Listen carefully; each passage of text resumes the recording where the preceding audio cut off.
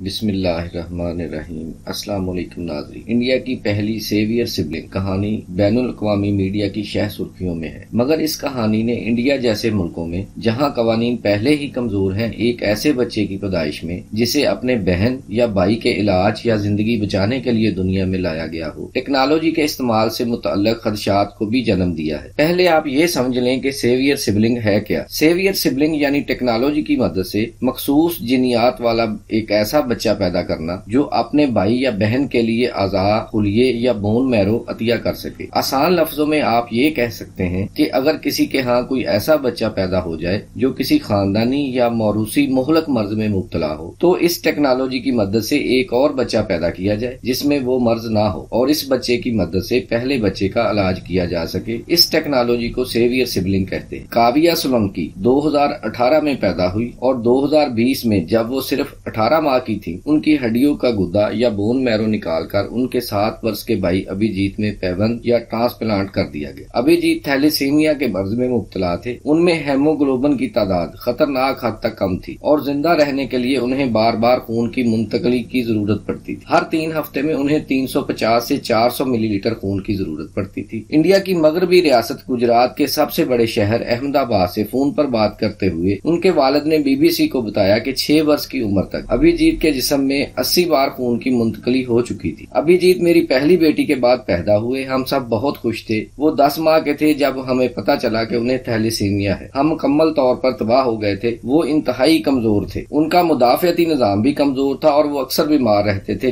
وہ کہتے ہیں جب مجھے پتا چلا کہ اس بیماری کا کوئی علاج نہیں تو میرا دکھ دگنا ہو گیا۔ بہتر طور پر سمجھنے کے لیے کہ ان کے بیٹے کے ساتھ کیا مسئلہ ہے، انہوں نے اس بیماری اور اس کے ممکنہ علاج کے بارے میں پڑھنا شروع کیا اور طبی ماہرین سے مشورے لینا شروع کر دیے۔ جب انہوں نے سنا کہ بون میرو ٹرانسپلانٹ سے اس مرض کا مستقل علاج ہو سکتا ہے تو انہوں نے اس کی تلاش شروع کر دی، لیکن ابھیجیت کی بڑی بہن سمیت خاندان کے کسی فرد کا بون میرو ابھیجیت کے بون میرو سے میچ نہ ہو سکا۔ انہیں سیویئر سبلنگز کے متعلق ایک تحریر پڑھنے کا موقع ملا، ان کا تجسس بڑھا اور انہوں نے انڈیا میں تولیدی امراض کے ماہر ڈاکٹر منیش بینکر سے رابطہ کیا اور انہیں ابھیجیت کے علاج کے لیے تھیلیسیمیا سے پاک جین تیار کرنے کے لیے رضامند کیا۔ مسٹر سولنکی کہتے ہیں کہ انہوں نے سیویئر سبلنگ کا انتخاب اس لیے کیا کہ ان کے پاس اور کوئی راستہ نہیں تھا۔ ایک ہسپتال نے انہیں بتایا کہ انہیں امریکہ میں بون میرو ٹیشو کا میچ مل گیا ہے، لیکن اس پر لاکھوں روپے لاگت آ رہی ہے۔ چونکہ یہ ڈونر غیر تھا اس لیے کامیابی کی شرح صرف 20 سے 30% ہو سکتی ہے۔ کاویہ کی پیدائش کے لیے جس ٹیکنالوجی کو استعمال کیا گیا اسے پری امپلانٹیشن جینیٹک کہا جاتا ہے، جو بیماری کا سبب بننے والے جین کو ایمبریو سے خارج کر دیتا ہے۔ اس ٹیکنالوجی کا استعمال انڈیا میں چند برس سے جاری ہے، لیکن ایسا پہلی بار ہوا ہے کہ اسے سیویئر سبلنگ کی پیدائش کے لیے استعمال کیا گیا۔ ڈاکٹر بینکر کہتے ہیں کہ یہ ایمبریو تیار کرنے، اس کی جانچ اور اسے ابھیجیت سے میچ کرنے میں 6 ماہ سے بھی زیادہ عرصہ لگا۔ جب یہ بہترین انداز میں میچ کر گیا تو اس جین کو ماں کی بچہ دانی میں داخل کیا گیا۔ انہوں نے بتایا کہ کاویہ کی پیدائش کے بعد ہمیں مزید 16 سے 18 ماہ انتظار کرنا پڑا تاکہ کاویہ کا وزن 10 سے 12 کلو تک ہو جائے۔ بون میرو ٹرانسپلانٹ مارچ میں کیا گیا، لیکن اس بارے میں اعلان کرنے سے پہلے ہمیں پھر کچھ ماہ مزید انتظار کرنا پڑا تاکہ دیکھا جا سکے کہ وصول کنندہ نے اس ٹرانسپلانٹ کو قبول کیا ہے یا نہیں۔ مسٹر سولنکی نے بتایا کہ ٹرانسپلانٹ ہوئے 7 ماہ گزر چکے ہیں اور ابھیجیت کو خون کی منتقلی کی ضرورت نہیں پڑی۔ ہم نے اس کے خون کے نمونوں کی حال ہی میں جانچ کی ہے اور اس کے ہیموگلوبن کی تعداد اب 11 سے زیادہ ہے۔ ڈاکٹروں کا کہنا ہے کہ وہ شفا یاب ہو چکے ہیں۔ ٹرانسپلانٹ کرنے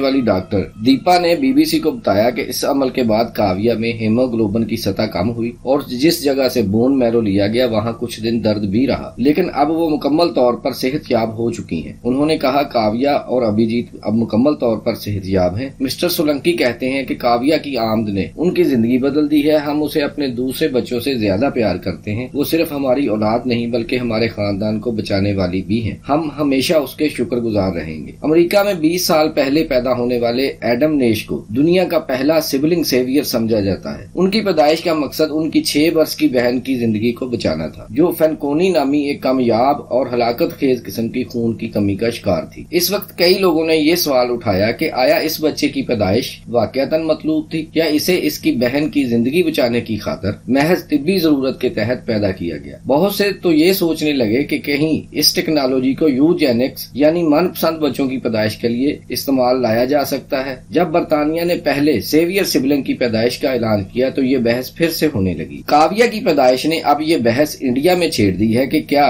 बच्चों को अब जिन्स यानी एशियाई जरूरत के तौर पर पैदा किया जाएगा और क्या कामल औलाद की खरीदारी इखलाकी मेयार पर पूरा उतरेगी। अमेरिका में यूनिवर्सिटी ऑफ कैलिफोर्निया से वाबस्ता प्रोफेसर जॉन एवंस का कहना है कि यहाँ एक अहम इखलाकी मसला मौजूद है। जैसा कि जर्मन फलसफी इमैनुएल कांत ने कहा था कि आप किसी शख्स को खालिस्तन अपनी जाती मफाद के लिए इस्तेमाल नहीं कर सकते। उनका कहना है कि सेवियर सिबलिंग के मामले में कई सवाल जन्म लेते हैं और मसाइल तफसील में पोशीदा। हमें वालिदैन की नीयत को देखना होगा, क्या वो इसके लिए एक मुकम्मल सेहतमंद बच्चे के ख्वाह हैं कि उससे अपने बीमार बच्चे का इलाज कर सकें। अगर आपका मकसद ये है तो आप एक बच्चे की मर्जी के बगैर उसकी जिंदगी को खतरे में डाल रहे हैं। उनके बकौल अगला सवाल ये है कि सेवियर सिबलिंग से किस तरह फायदा उठाया जाएगा। एक रुख तो ये हो सकता है कि बच्चे के अनोल से खुलिये लेकर काम में लाया जाए, जबकि दूसरा रुख ये है कि ऐसे बच्चे के आजार निकालकर मरीज बच्चे को लगा दिए जाएं। हड्डियों के गुद्दे का मामला कहीं इन दो इंतहाओं के बीच आता है। ये भी बिल्कुल बेजरर अमल नहीं मगर आजार निकाले जाने की तरह मुस्तकिल नुकसान का इस्तेमाल भी नहीं रखता। प्रोफेसर एवंस कहते हैं कि ये एक ऐसी डलवान है जिस पर बहुत फिसलन है। बोन मैरो की पैबंदकारी के लिए सेवियर सिबलिंग पैदा करना और बात है, मगर आप इस काम को आगे बढ़ने से कैसे रोकेंगे। आप मौजूद इंसानों के अंदर जीनियाती तब्दीलियां करने से खुद को कैसे रोक पाएंगे। सहाफी नमिता भंडारे का कहना है कि बरतानिया में सख्त कवायदो जवाबत हैं जो जेनेटिक बायोटेक्नोलॉजी के गलत इस्तेमाल को रोकते हैं,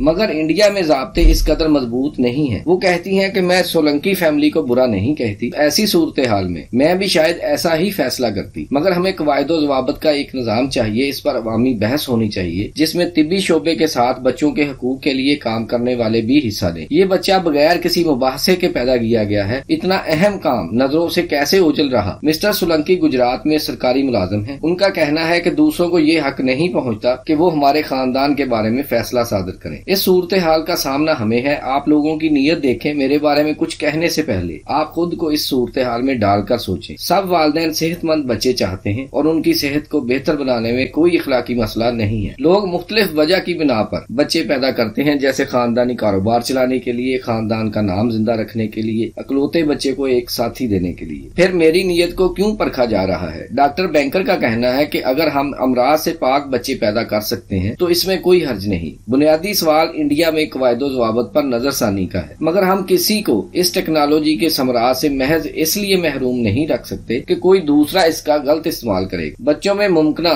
डाउन सिंड्रोम की मौजूदगी का पता चलाने के लिए ऐसे बच्चों की स्क्रीनिंग 1970 की दहाई से की जा रही है और डॉक्टर बैंकर कहते हैं कि नुकाइस वाली जीन्स को निकालना भी वैसा ही है और मकसद ये है कि आइंदा नस्ल को ऐसे अवारस से पाक कर दिया जाए। उनका कहना है कि सोलंकी खानदान के लिए जो कुछ किया गया है इसमें खतरा बहुत थोड़ा और वक्ती था। इनके ख्याल में इसका नतीजा चुने हुए रास्ते का जवाब है। इलाज से पहले अभिजीत की मतवक्का जिंदगी 25 से 30 बरस थी। अब वो बिल्कुल सेहतयाब है, इसलिए उनकी जिंदगी आम लोगों की जिंदगी जैसी होगी। नेक्स्ट वीडियोस तक अपना और हमारे चैनल का ख्याल रखिएगा। अल्लाह हाफिज।